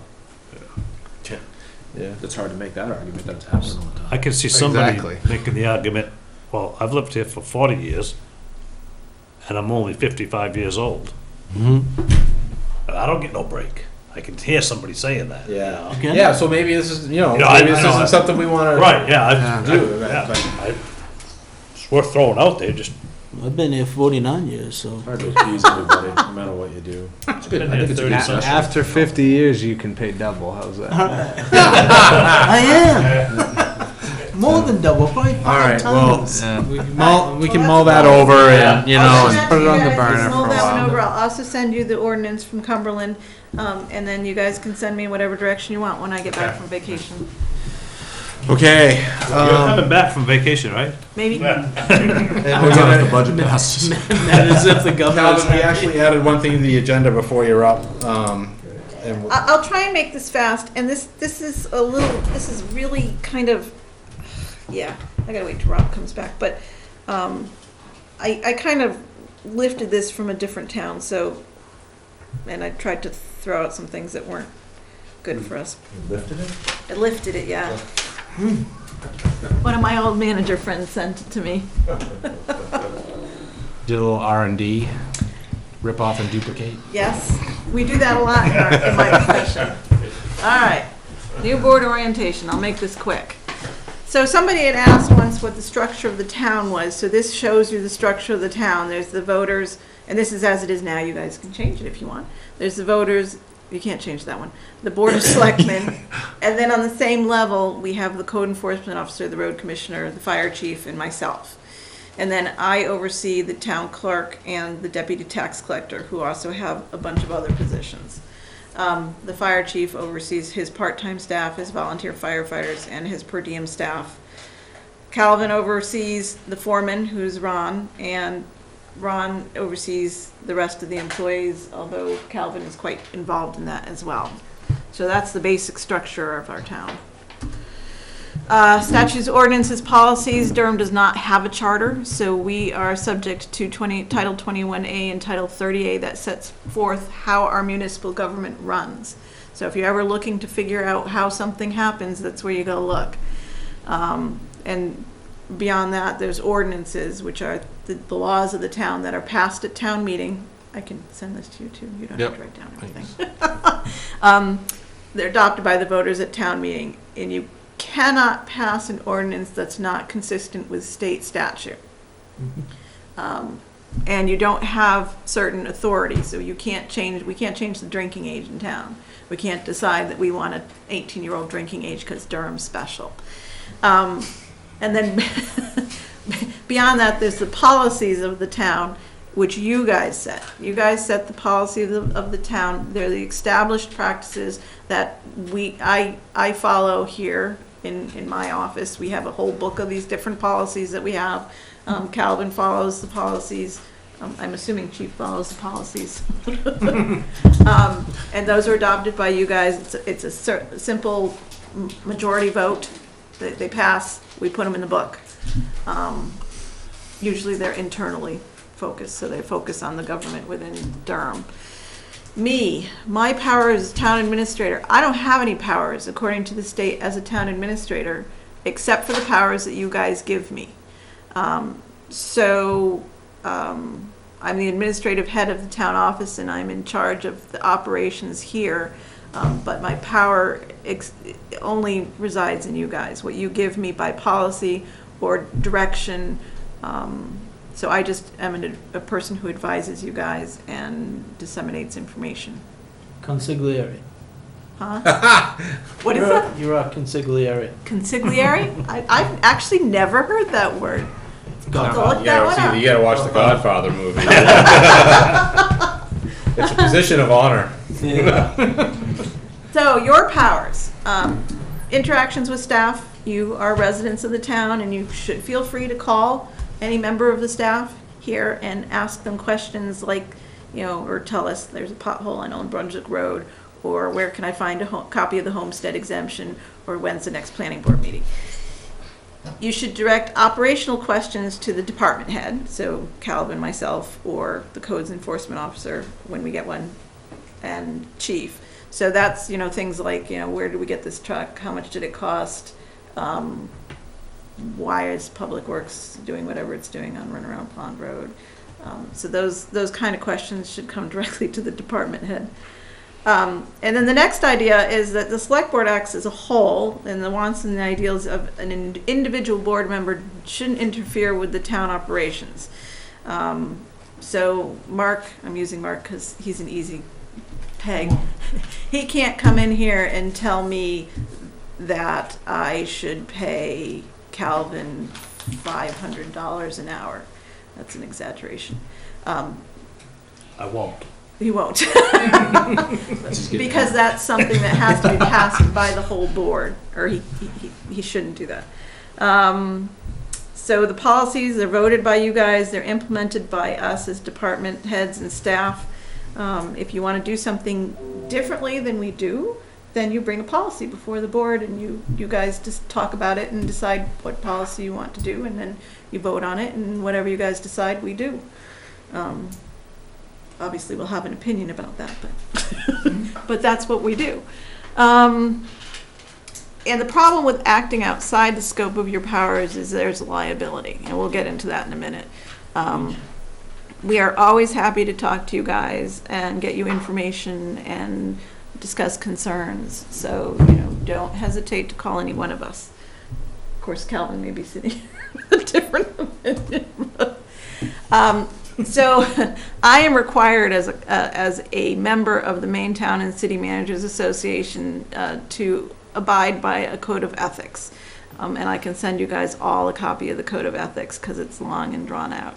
But just so you guys know, there was a lot of corruption of officials and public distrust, and I'm required by my professional organization to follow these ethics.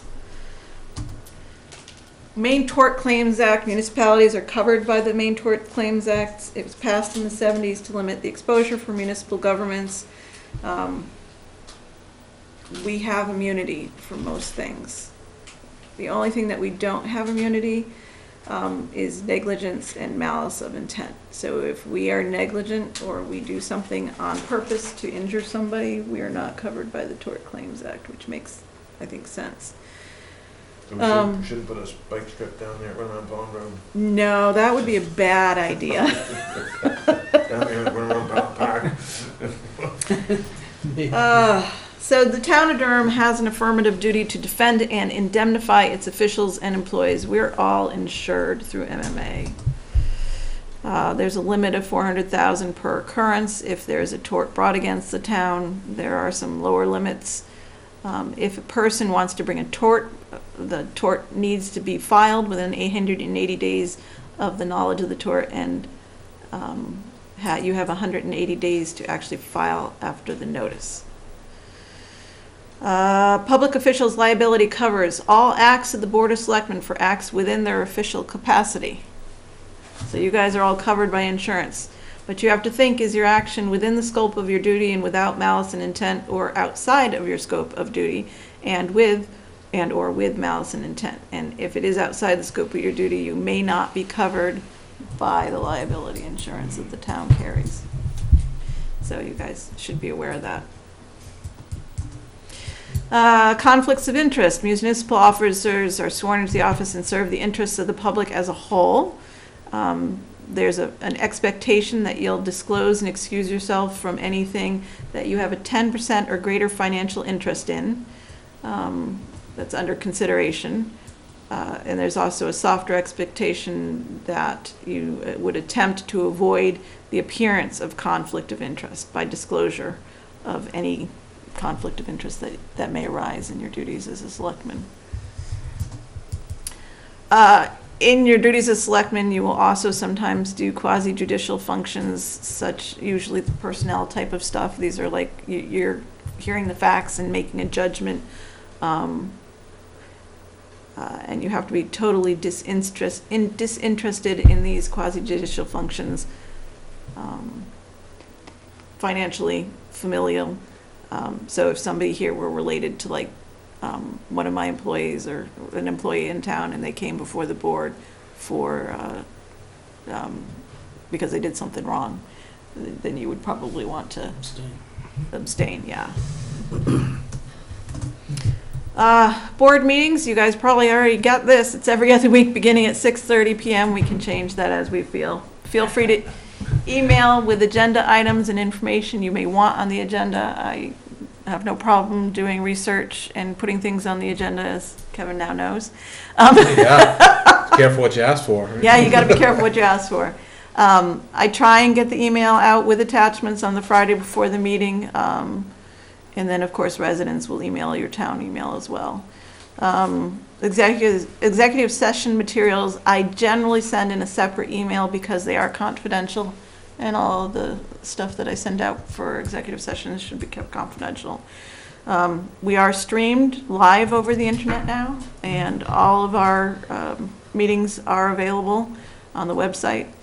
So we have microphones here so people can hear us, and I'm sure you guys all are take note that we're actually on camera.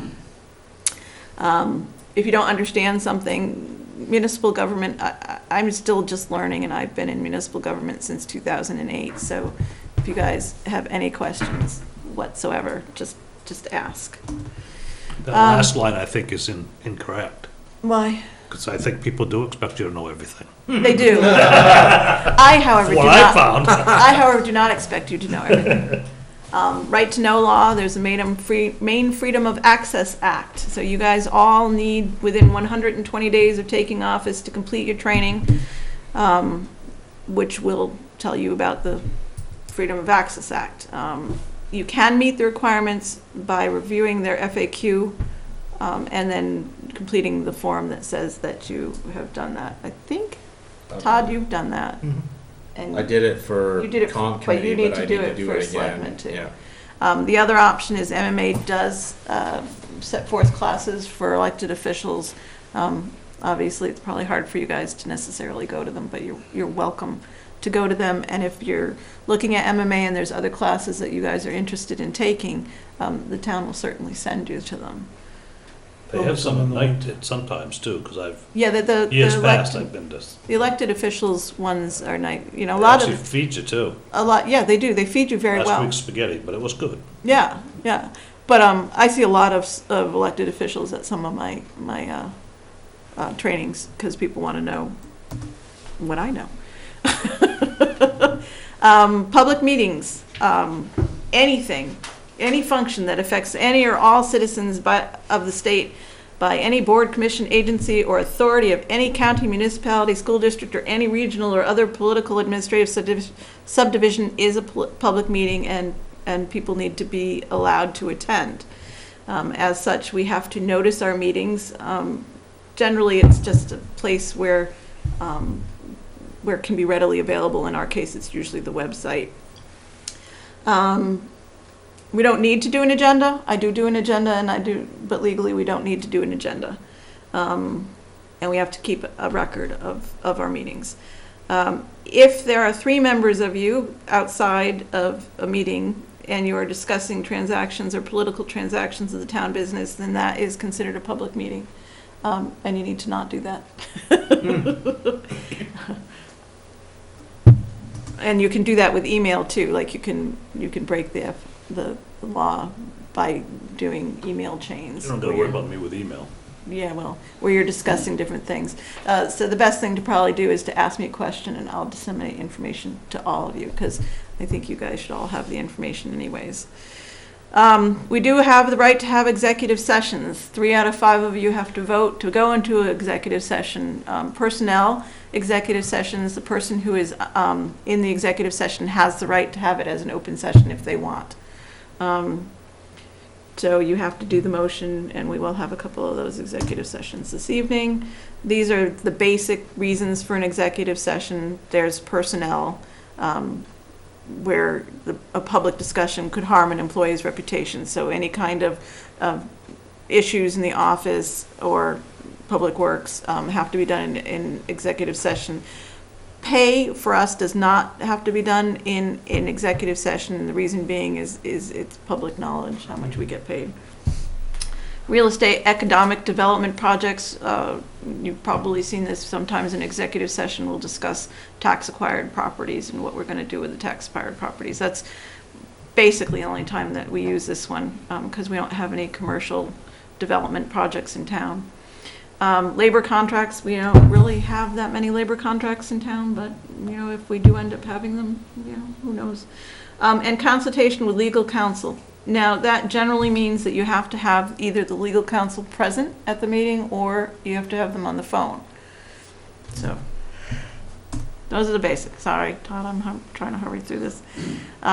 What's a public record? Anything. Any written, printed, graphic, or any mechanical or electronic data that's in the custody of a public entity or official, or has been received or prepared for the use in connection with transaction of public governmental business is a public record and is open to the public.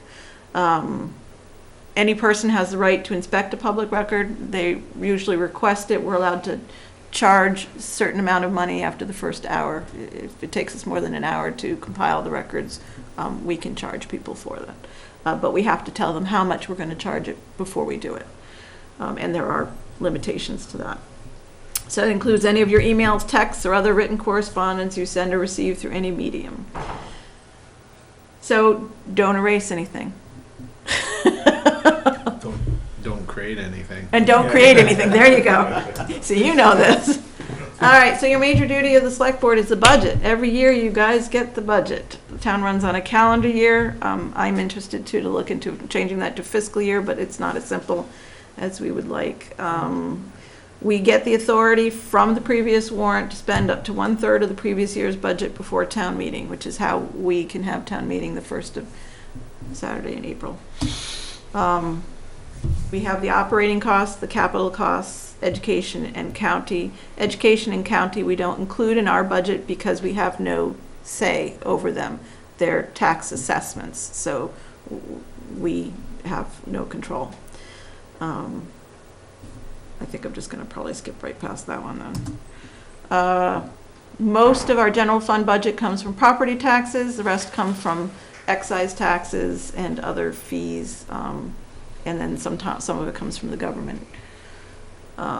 Usually the timeline is early November. I try and get out department heads and committees. I get them letters to ask for their budget requests by mid-December. And late December, by this time I'm getting ready for my audit, which always happens the first week of January. Late December, I'm putting together the requests. In January, this is all theoretically, the select board should review and vote on all the budget items. And in February, the select board should present its budget to the budget committee.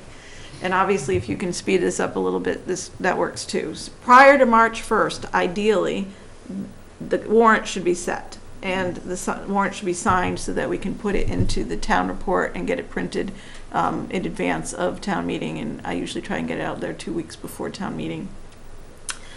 We try and commit taxes in mid to late June and mail them out the first week in July. And they're usually due, well, this last time they're due 45 days after commitment, which is usually early August. And that's it, unless you guys have questions. That's awesome. Good. Very Thank good. you. Thank you. And if you have any questions about stuff, just don't hesitate to call. Yeah. Okay. All right, I am giving it back to you there. All right, so, department committee reports, Calvin, Public Works is.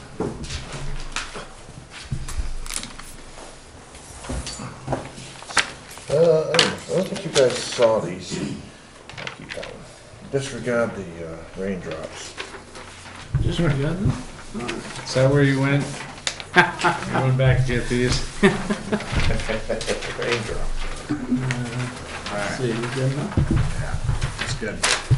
You need one? No, you're good, Calvin. No, it's coming your way. I had one for you. I got just enough for everybody. You're looking at granite posts? So, we're not gonna do granite post. DOT won't let me because it's in the right of way. Oh. So, I'm gonna use wood. I really wanted to do what Lisbon did, build the stone, but I can't put it back far enough because the ice in the winter off that ledge is about that thick, and it would bury the sign. So I have to keep it up near the edge of the road because of that. Or I gotta blast the top shelf and put it on the shelf up there. I guess I won't do that, so that's the sign.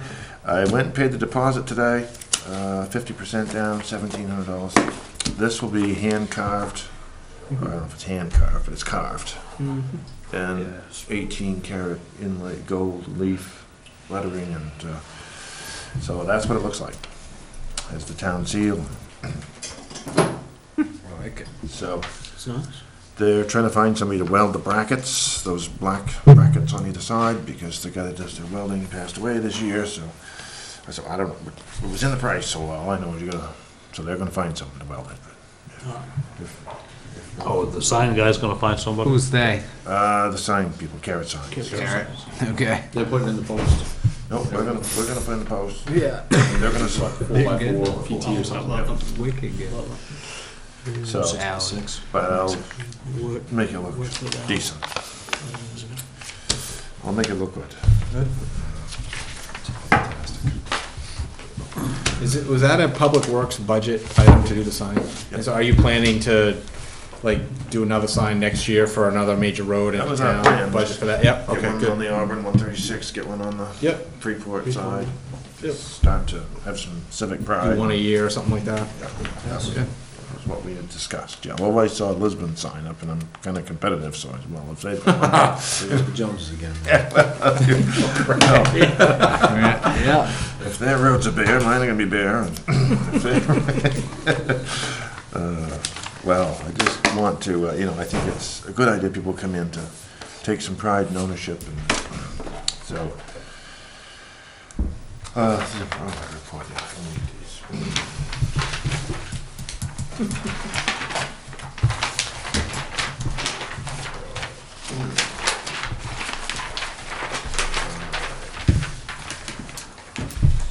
See, there's one for you, one for Ruth. Wow. So we got Dave back today from his knee surgery, so hoping to have a full crew next week. I've got one that's out sick this week. Paving scheduled for July 10th and 12th, 10th through the 12th, On what road? on Cedar Pond and Stackpole. You got culverts done? Yep, we have one we're gonna change tomorrow on Cedar Pond Road.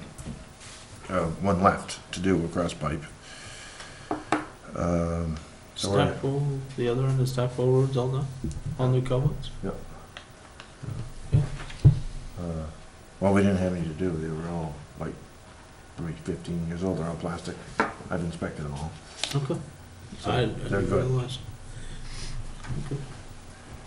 About So- that spot by the power lines, that cross spot that always dips in there. Is that a culvert or is that something else? Is It's a that just- bridge. The bridge. Oh, that is a bridge? Yeah. Huh, really? Yeah. All these years I've been driving over that. You knew that, you I just didn't, yeah, I didn't realize it was a bridge. I was out there on a Sunday, out there painting them all, and marking them out, and the guy that put it in stopped and talked to me about it. Okay. Smiley did that. So. Huh. He said about 15 years ago, so that's about how old those culverts are all the way through. And we got 15 years roughly since that road was done, and we're looking to overlay it. I think it should have been done a couple of years ago, or 3 or 4 years ago, but we're getting it now, so. That area right there, we should have gotten more money from the Pipeline, pipeline to repair that because they left us a mess. Yeah. It's just, I was pissed off. Still am. So, we're a little behind schedule, but we're cranking, and we're gonna, hopefully now with a full crew back, and we'll get it going. We did, that machine they had up there, up at the convention with the 8 tires and the rubber tired excavator, we tried it today, they dropped it off, so I had 2 different crews, and it's not working out so good. What's it doing? It's an excavator on rubber tires, and all you do is bounce. You move, and it just keeps bouncing, and then it just keeps getting worse, and you have to stop, wait for the bouncing to stop, and start again. And so I'm not sure if this is, I don't know, we just tried it, and I have not got good reviews today, so I'm not happy. There's no outriggers at all? No, Is that the new thing? yeah, You didn't like it? no. Oh. We just tried it. We was hoping that this would be it goes down the road 30 miles an hour. We could have put a mowing attachment on it. We could have hopped in it, turned the key, and been going. So, tried a couple more days, and if I was hoping at some point maybe we could trade in our excavator, but we'll let you know what the verdict is on that after a couple more days, but, so I've got a temporary guy for a couple of weeks to come in and help us to get caught up, and, Temporary So- guy, does he go on our payroll, or is he a subcontractor? I'll be on payroll, so, just like our on-call plow drivers, or just, on-call. Okay. We got the trees cut along Stackpole Road. If any of you noticed that there was two very large oak stumps on the right-hand side, with barricades up. I've got somebody to come and grind those. I've got to get a hold of them to come in next week, get that done, to grind the stumps. If I pull them, I'm gonna pull half the road out, so I'm gonna just grind them right down below the shoulder, gravel shoulder, and I figured after a while, the plows would have clipped that so it would have fell over, but, I figured after a while, the wing would be laying on the road. during the yeah, truck. that's true. I'm just amazed that no one has hit that, and, Are those the two trees that we got the complaint from the citizen about? Yeah. Okay. Yeah, they were like, I mean, the tires almost touching the trees. I mean, That's how literally, close the road they are. it's that far off the pavement. Yeah. It's like, I don't know how someone hasn't I've hit said that that. for years driving down through there. I mean, if there was ever a tree that I would never have expected to complain about, it was that one. I didn't even know that I can't even see a house in there. I looked, it's like in the middle of, I mean, if it was on somebody's front lawn, or usually you can tell a sensitive tree of where I want to go talk to the landowner, this would not have been one I would have ever imagined, would have been one that, just, Well, it's in the ditch line anyways. it's in the right of way, yeah. I mean, when it's that far from the pavement, I just. Right. Oh, it's in the right of way, so it's Oh, not their yeah, land no, it anyway. belongs to the Right. town, yeah. Okay. I mean, not only in the right of way, it's that far from the pavement. I mean, Okay. It's beyond in the right of way, we don't have a shoulder there, so I don't know how. But anyway, that's gone. Have you talked to Eric about it? I had Barry go up and talk to the owner. Brought the wood up and gave it to him, said he was happy. Okay. He called me, I called Barry and said, hey, what'd you just do? So, I cut them trees down. I said, well, you better go give him the wood and go talk to him. So he went and talked to him, delivered the wood to his house. So, I still don't think you can see a house in there. I think he owns property on the other side of the road too. Yeah, I couldn't see a house in any direction. Yeah. You know where he Yeah, lives? No? No. Well, I Just think it's up beyond that- where you up cut that all those long trees. road with the farm, or- No, it's Yeah. just beyond where you cut all those trees. Yeah. But it, Just right on the edge of it. Nice looking cottage. Yeah. He hasn't moved from there. He's actually in the old farmhouse, Okay. up at where his father was. That's where he actually lives now. Oh, really? Yeah, yeah. Oh, His other house he sold. so he is. Okay. He actually- okay. yeah, Way he up, actually way lives up, way up yeah. he's up at the farm. Yeah, he Oh, lives I up there. didn't Yeah. realize that. Yeah. Anyway, that's, Okay. that- Anyway. there was a lot of hazard trees there that was falling in the road, like big, huge pines that were dead. Now I understand which ones you're talking about. So, got Bulky Waste Day, I mean, that was, I thought, a great success again this year. We've moved things rapidly, and people that used to come and say they were here all day, or were able to get a couple trips in instead of one. So the crew, as soon as we get this done and ready, we will be moving back to, moving, once we get Cedar Pond and Stackpole done, we'll be moving back to Runaround Pond. I looked at we were gonna do a shim and overlay on that first section of Bowie Hill Road, and when I looked at the numbers, I just, for what it's gonna cost, for $80,000, I can grind it and put 2.5 inches of binder on it and do it right. So I couldn't see for 10,000 more, I could actually do it right. So we were having that discussion earlier. It's like, do we start putting Band-Aids on stuff? This one is so close that I'll find the money to make it happen. And then next year, I'll put the surface on it. That'll be part of our paving plan for next year, to put the 1.5-inch surface on it. So we won't do Bowie Hill with the other two. The other two will get done first, and then we'll go ditch the Bowie Hill and the driveway culverts and get that done, and then I'm just gonna grind it up and put hot mix, just regular 19 millimeter, 2.5 inch binder on it. So, Base. Base, yep. You think there's enough base, gravel base there to? Yeah. Well, I'll put some reclaim in, probably an average of 3 or 4 inches of reclaim on top of it. For the most part, I don't see that it's a sub-base failure. I think it was some drainage issues and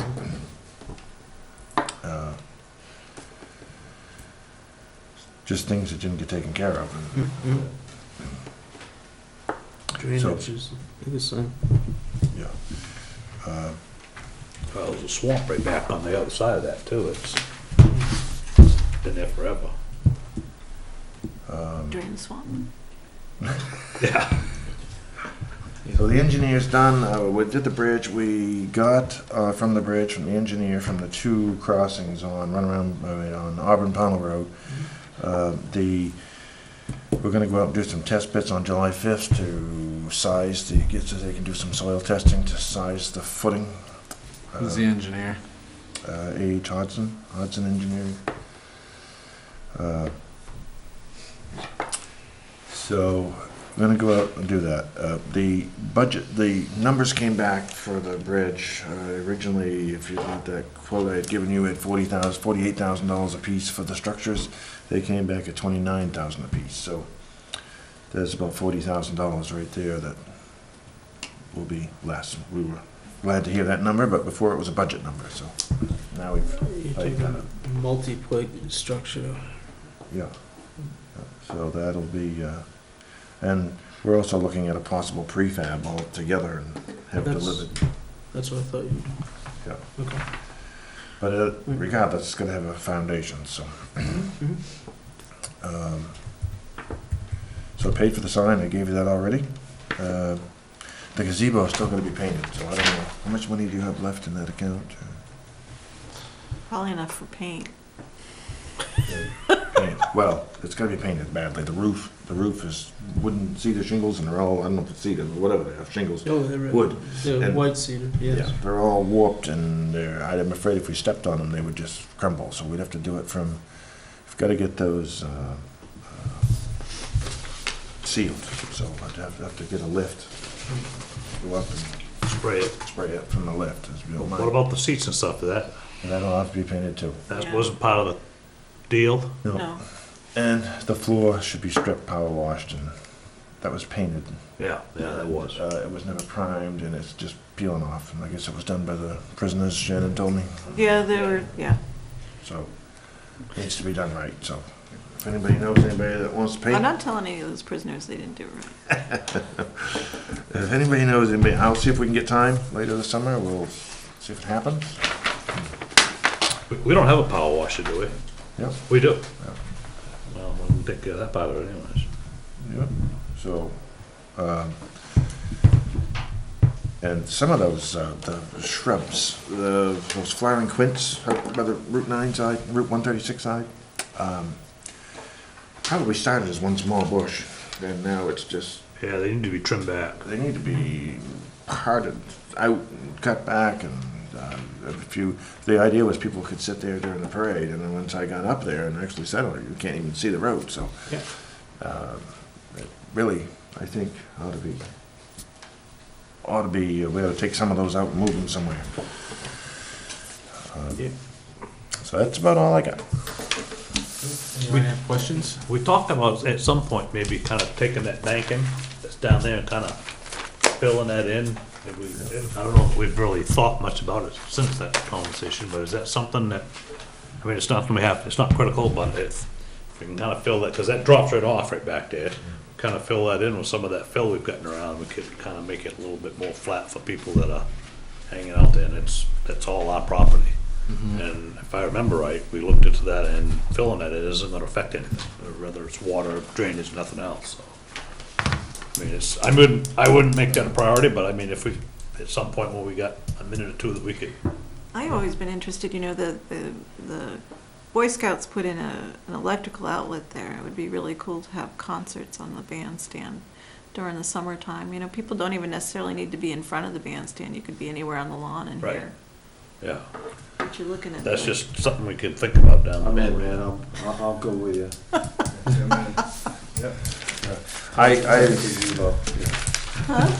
I'm in. Did, do you contact the state about the road signs on Route 9 not being, we got a complaint on the Yeah. Little Narrow. I think they took care of it. I was gonna go check. That stuff that they think is bamboo, it isn't bamboo, right? It's bamboo. It's some other, oh. some invasive species that actually, Which one? I can- the stuff that's Oh, growing all over the place. It's bamboo. No, it's not. No, some Not invasive. bamboo? It's not. It's not actually bamboo, it looks like No. it, but It it's. looks like it, but it's It's an an invasive. invasive. Yeah, it's a whole, I'll The have the state name could for tell you. you. It's I a know very tough, Usually what we deal with every year is that bamboo. And, yeah, it's not. Japanese knotweed. You got a picture of it? It looks like. Yeah, I'll send you an email. Yeah, if you send me You sure we don't call it bamboo? My dad- American bamboo is Japanese knotweed? Maybe there's, full disclosure, my wife sent an email to the board, and I don't think it's gotten to you yet. Basically, it's a big problem in several surrounding communities, and they have eradication programs going, and it involves, I think in some towns they're mowing it like multiple times a year to try to keep it down. but- Well, one of the problems, I know on the power line, when I was running the environmental crews on the MPRP, was if we had an invasive species and we mowed it, that's why I'm not a big fan of roadside mowing, because you transfer that seed all over town. You start with bamboo here, and by the time the seed gets all up in your blades, and you. Yeah, I know- this is, I don't pretend to know what the right method is, but this email will have all kinds of links and information to, Yeah. Burn it. Well, I don't know. I guess it's pretty Yeah. difficult to get rid of. yeah, well, DOT, it's a challenge every year to get them to go cut it. Last year, we had just ended up doing it ourselves, and we'll probably end up doing it again in certain places, but Yeah. Okay. They don't like taking care of some of their Thank own you. stuff, do they? they're not worried so much about our roads, it's their roads, and they can see going straight, so. But people Yeah. gotta come out of the side roads to get onto their road, and if you can't see, you.